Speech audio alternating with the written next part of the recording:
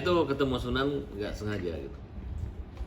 Terus saya jujur aja, saya bilang, saya Sunan, kamu mengumpulkan media dengan mengomentari itu mengganggu saya dan mengancam keselamatan jiwa saya dan kawan-kawan.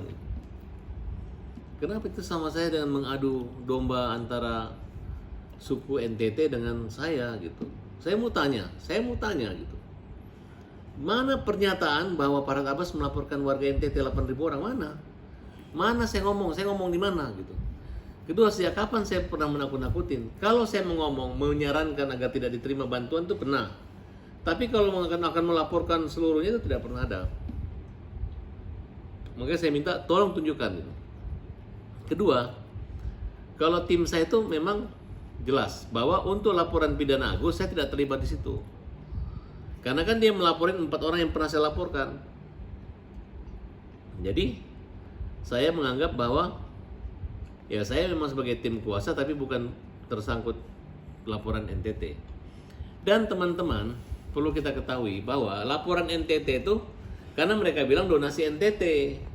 Makanya laporan judulnya itu membuat laporan NTT. Jadi yang dilaporkan itu bukan masyarakat yang menerima sumbangan, tapi adalah 4 orang yang ada di podcast yang menyatakan bahwa memindahkan atau membawa uang tersebut ke NTT untuk disalurkan di NTT gitu. Nah, kalau dalam hukum pidana kan kalau mau dicari kesalahan-kesalahan sih bisa-bisa saja, tapi nggak mungkin lah 10 orang masuk jadi tersangka hanya gara-gara menerima bantuan gitu. Siapa yang paling bertanggung jawab dominan di situ? Kan sudah ketahuan jelas yang bertanggung jawab hanya 1 orang. Bebannya ada pada 1 orang gitu. Nah, silakan. Kalau masyarakat NTT punya rasa kepedulian dan keprihatinan terhadap Agus, ya silakan juga bantu kami menuntut orang-orang ini gitu.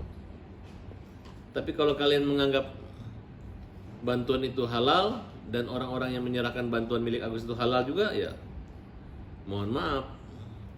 Apa yang diperjuangkan oleh Agus itu jangan dihalangi, jangan dipermalukan. Jangan diintimidasi Agus, karena Agus adalah orang buta yang butuh pertolongan. Agus gitu. Nah, kenapa? Karena prosesnya itu ada videonya Denny Sumargo mengatakan bahwa uang ini dititip sementara ke Novi. Kalau siapa yang ngambil atau ini, saya akan ganti 100%. Jadi uang ini akan diganti oleh Denny Sumargo udah berkali-kali gitu. Tapi dan ditambah lagi akan disikat. Nah, sedangkan sekarang mereka yang sikat sendiri. Nggak tahu siapa yang harus disikat sama Denny Sumargo. Apakah dia akan menyikat dirinya sendiri gara-gara membagikan uang itu kepada Agus? Atau mungkin dia melakukan aksi tutup mulut untuk tidak ditanya-tanya kenapa uang itu habis. Nah, abadi bersama dengan para orang-orang kaum lemah yang hak-haknya terabaikan, yang hak-haknya diambil, dirampok, dicuri orang gitu. Hey Pablo, kamu ngaku pengacara, tapi kau nggak pernah sidang, nggak pernah datang sidang berhadapan dengan gue nih.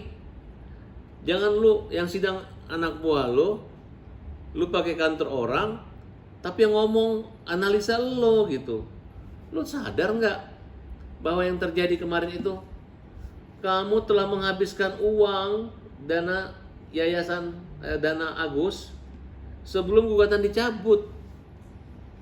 Kamu pikir gampang mencabut gugatan itu? Boleh, silakan aja, tapi kita punya pertanyaan. Surat kuasamu mana? Kenapa cuma 2? Hebat banget, lu mewakili 500 orang, yang tanda tangan cuma 2 orang, lu ngaku class action apa? Ya. Kemudian lu meminta dan menyetujui uang itu habis. Kemudian laporan penanggung jawab lu terima, nggak ada masalah. Kamu siapa? Ini orang harus diperiksa. Kita minta diperiksa. Nah, kalau pengacara yang lain minta ditangkap, ditahan, itu urusan pengacara itu dengan mereka. Tapi saya pribadi, coba masyarakat lihat cara ngomongnya deh. Yang mana pengacara beneran dan mana pengacara onaran. Korban yang dilaporkan. Ngapain kita ngelaporan di Jakarta nanti 5 orang dipanggil aja repot kok. Yang penting 4 orang yang bertanggung jawab ini yang paling penting. Dan masyarakat NTT tolong dukung kami. Kalian tahu nggak bahwa dana itu adalah dana dari rekening Agus? Makanya kita bawel, kita teriak-teriak jangan terima gitu. Bukan kita nggak tahu tiba-tiba udah habis baru kita ribut. Dari awal udah kita giring, ini jadi kasus nasional. Seluruh dunia tahu itu uang Agus. Dan donatur itu tidak dilibatkan, hanya 2 orang. Cuma 10.000, 5.000 perak, masing-masing menggunakan pengacara. Lebih mahal harga materinya dibanding sumbangannya. Mereka untuk membuat Agus. Agus itu uangnya 1,3 miliar udah habis. Ke organisasi besar pemuda Nusa Tenggara Timur. Saya bawa Rizaldi, saya bawa Agus. Bahwa kami di situ bukan pura-pura buta, bukan pura-pura sakit gitu. Rasa kemanusiaan bagi daerah-daerah yang tingkat kemanusiaannya sangat rentan akibat korban kemarin lebih tinggi daripada mereka akan paham kok. Orang NTT ini teman-teman saya semua, pinter-pinter semua. Bukan preman mereka pintar dalam bidang keuangan, media. Hebat, makanya saya tahu kritis. Mereka punya rasa kemanusiaan, nggak ada. Baik kok saya dulu tahun 2003 juga kami sering terlibat aksi kemanusiaan, kami terlibat, nggak ada masalah kok. Mana aja, kayak gempa Sulawesi Tengah, saya berangkat naik Hercules, kita membawa beberapa ton barang dari sini gitu. Semua dikasih mudah, bukan orang mudah memberi.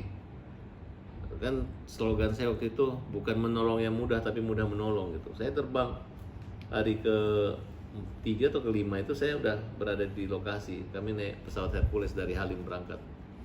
Itu turunnya kayak lompat gitu ya. Dan kami duduk, saya sempat ketemu Ki Kusumo di sana. Saya sangat terharu gitu, masih banyak artis yang peduli gitu.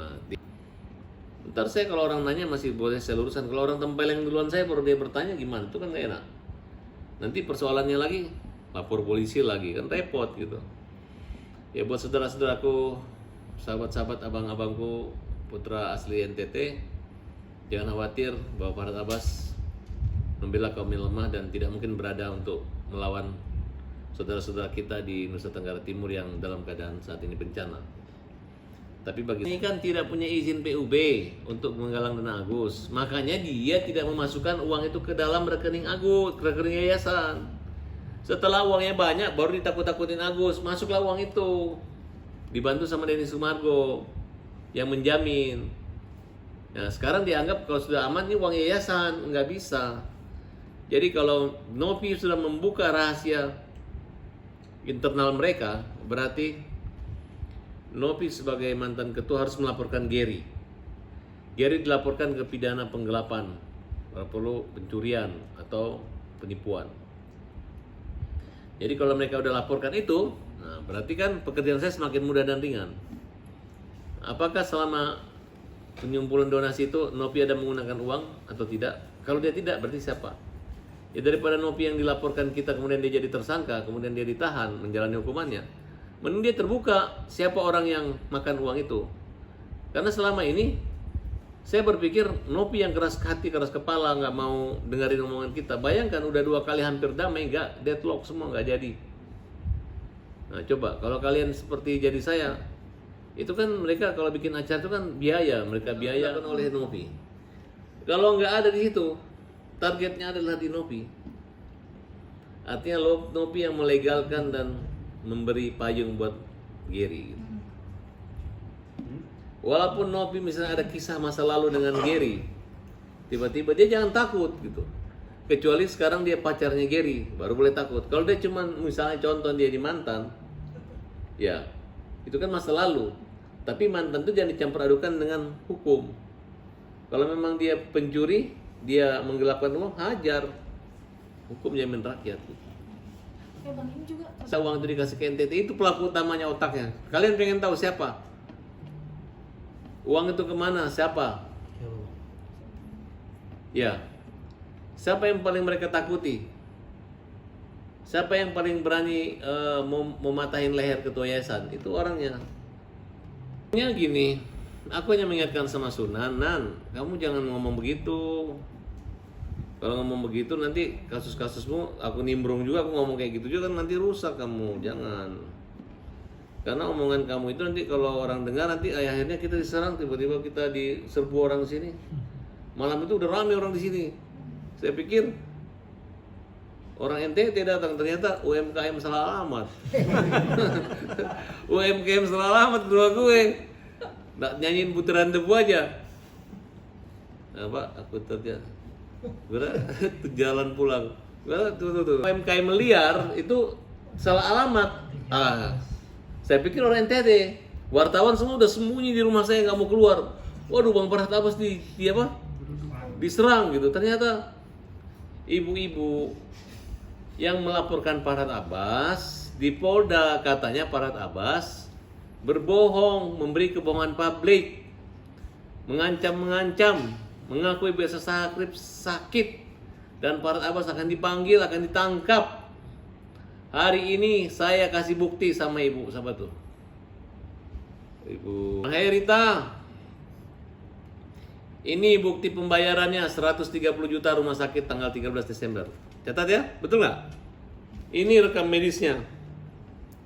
Silakan kau kasih ke polisi supaya laporan itu menjadi laporan palsu, dan laporan palsumu itu bisa kau kena 220 dan 317 KUHP melaporan palsu.